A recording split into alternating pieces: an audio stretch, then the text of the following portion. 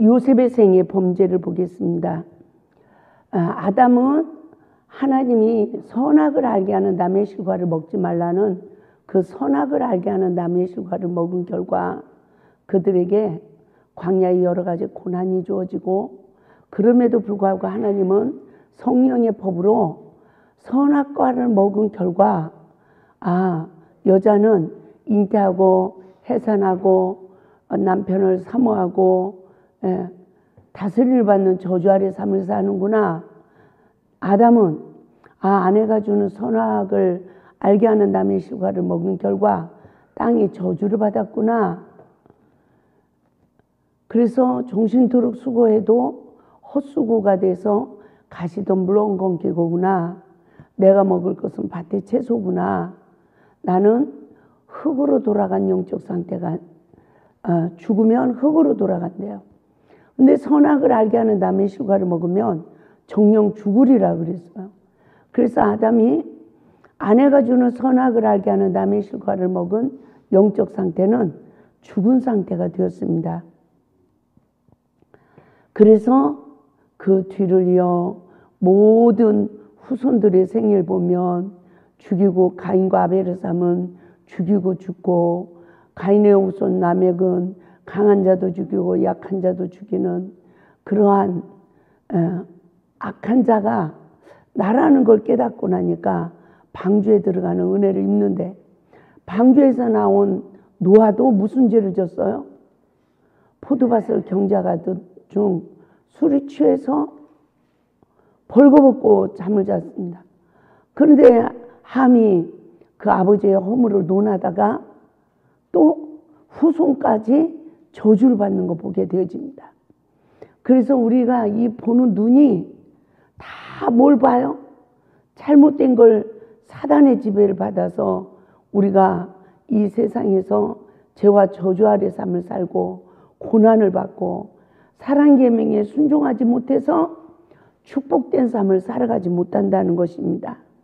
아멘. 그래서 정말 그 아브람도 창세기 15장에서 제사 실패의 원인이 새를 쪼개지 못한 그 죄로 인해서 이스라엘 백성들이 4대를 애굽에서 종살이 한대요. 그때에 하나님이 요셉을 먼저 노예로 팔려가게 하는데, 요셉에게도 어떤 불의가 있습니까? 채색 옷을 입은 시기가 어떤 시기죠?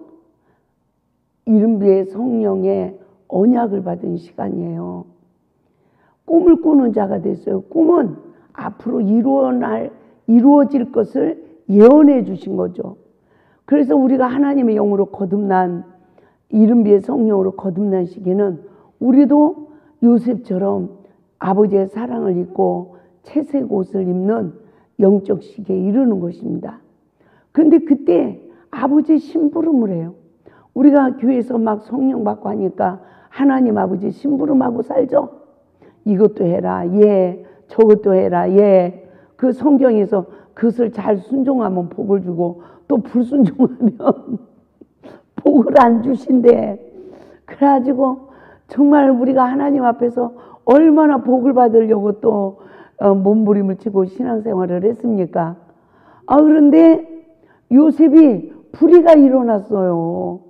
그 아버지의 사랑을, 은총을 입으면서 그렇게 아버지 심부름을 하다가 이복 형제들의 허물을 보고 아버지께, 아버지 형들이요, 이러고 잘못했어요.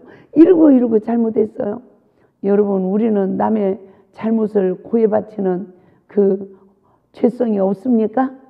이 세상의 모든 사람들은 이 선악을 하는 일에 사단의 지배받은 눈으로 남의 업무를 보면 임금님 귀는 당나게 그러면 죽는데요.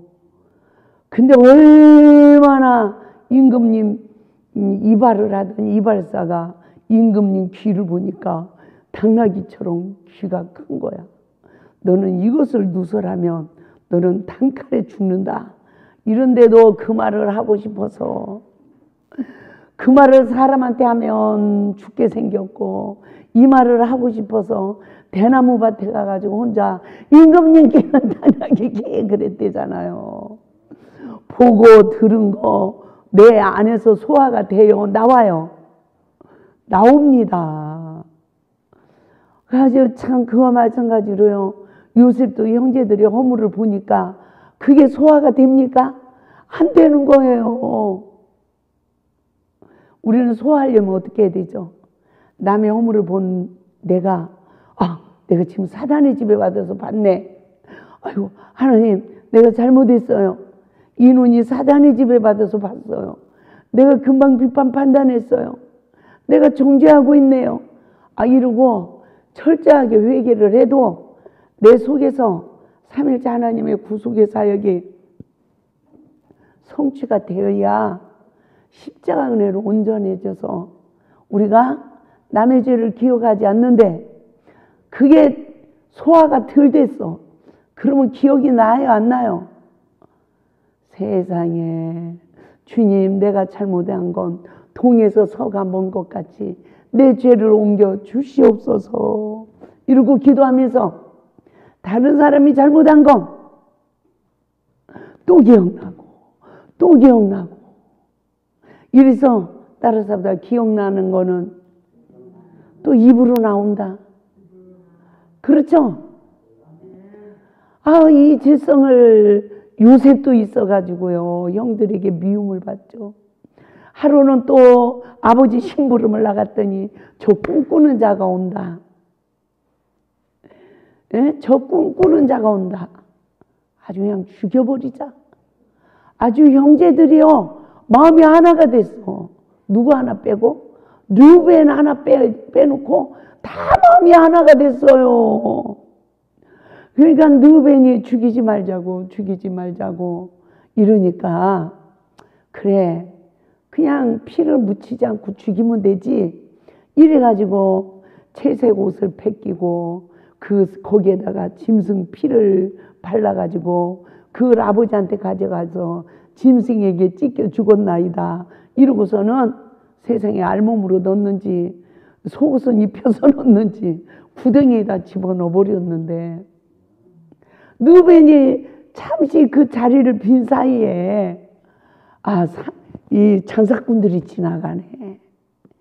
그러니까 유다가 어떻게 해요? 제일 큰 유다가 형이지 제일 큰 형. 야 노예로 팔아버리자. 돈도 벌고 노예로 팔아버리자. 가지고 팔아버렸어요. 르벤이 와서 보니까 요셉이 없네. 그래서 르벤이 얼마나 슬피 울었다고 하는지 몰라요. 그래가지고 그 형제들 허물을 덮어줬으면 편안하게 그 꿈이 성취됐을지도 모르는데 그 죄의 근원으로 팔려가서 노예 생활하다가 그냥 충성을 하니까 은혜는 입었지만 또 이성의 시험으로 누명을 쓰고 옥에 갇히지 않습니까? 그런데 그 모든 과정이 하나님이 4대 만에 하나님 백성들을 구원하시려고 준비하신 거예요. 그럼 우리도 되돌아봐요. 우리도 예수님 믿으면 불의가 일어나지 않고 할렐루야 하다가 천국 가면 얼마나 좋아. 세상에 광야 시험을 이기지 못하고 넘어지고 승질내고 싸우고 죄짓고 세상에 오만 저기를 다 하고 그래도 하나님을 믿는 믿음은 버려지질 않잖아요. 어떤 환난이 와도 할렐루야 이게 은혜인 줄 믿습니다. 그러면서 요셉을 술 맡은 관원장, 떡 맡은 관원장의 꿈을 풀게 하듯이 우리에게도 성령의 법으로 내 죄를 보게 하셔서 죄와 사망의 법에서 우리에게 해방시키고 한 시대에 우리도 생명의 떡을 먹은 자의 권세를 하나님의 아들의 권세만 줄 뿐 아니라 사도직의 사명을 주셔서 우리로 하여금 복음을 증거하는 일에 세우시려고 우리를 인도하시고 역사하심을 믿으시기 바랍니다. 그래서 아브라함에게 너희 후손들이 4대 만에 다시 가나안 땅으로 돌아오리라. 이 역사를 이루기 위해서 미리 요셉을 팔려가게 하고 또 양식을 구하러 오는 형제들을 나중에는 어떻게 합니까? 형제들도 그냥 고센 땅에 거하는 복을 받지 못했어요. 요셉을 팔은 그 핏값을 봉의 잔을 마십니다. 누명을 쓰는 봉의 잔을 마셔요. 그러니까 따라서 합시다. 우리가 누명을 써도 지난날에 악을 심은 것 때문에 누명을 쓴다. 제가 보니까 성령을 받고 하나님의 일하면서도 지난날에 잘못한 봉의 잔을 다 마시게 하더라고. 그래야 우리가 거듭난대요. 그런데 그 하나님의 은혜는 내 안에 심령 천국을 이루도록 하나님이 거하실 말씀의 성전을 지으시는 줄 믿습니다. 그래서 이스라엘 백성들의 그 생애를 보게 되지면 정말 4대가 채자 모세 지도자를 통해서 하나님이 또 구원하시고 그 백성들을 하나님이 적과 꿀에 흐르는 가나안 땅으로 인도하는 가운데 또 불의가 일어나는 것을 보게 되어지죠. 그래서 하나님은 요셉의 그 불의, 형제들의 허물을 고해바치는 그 죄로 노예를 팔려가고 옥에 갇히는 시험을 받고 했지만 하나님의 뜻이 그에게 성취됐다는 거죠. 저도 이렇게 돌이켜보면 하나님이 흠도 점도 티도 없는 사람 골라가지고 좀 똑똑하고 배우고 인품이 있고 이런 사람을 쓰시지 세상에 어떻게 나 같은 사람을 죄인 중에 괴수 인생 바르게 살지도 못한 이 괴수 죄인 중에 괴수 같은 나를 어떻게 성령을 주셔서 이 골짜기까지 인도하시고 또 첫사랑 회복이란 주제로 성경을 또 보게 하시고 그 많은 책을 쓰게 하시고 또 그 많은 강의를 하게 하시고 할렐루야. 어떻게 나 같은 죄인을 하나님이 쓰시는가? 고린도전서 1장에서 뭐라고 합니까? 천하고 없고 멸시받는 것들을 택한 이유가 뭐래요? 자신을 자랑하지 않고 하나님을 자랑하게 하기 위해서. 그래서 미련한 자를 도리어 들어가지고 지혜롭고 총명한 자들을 폐하신대요. 아멘.